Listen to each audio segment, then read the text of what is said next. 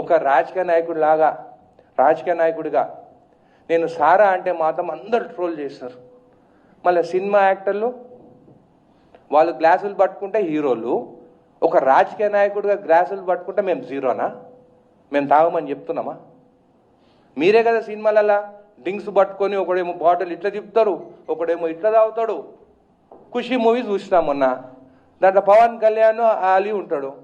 ఆలీ ఇట్లా ఇంటి ప్యాకెట్లు పెట్టుకొని, అది 2000 టైంలో అప్పుడు అరాక్ బ్యాండ్ మన తెలంగాణ ఏరియాలో ధూల్పేట నుంచి తెచ్చిందని చెప్పి మన ధూల్పేట వాళ్ళని చిన్న చూపుగా చూపించినారు. అంటే అక్కడ ప్యాకెట్లు దొరుకుతాయని చూపించినారు.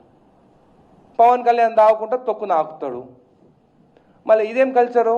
నేనేం నెగిటివ్ చెప్తలేను పవన్ కళ్యాణ్ గురించి, అది మూవీలాగా చూడాలి.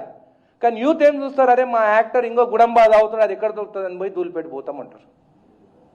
అదైతే కరెక్టు.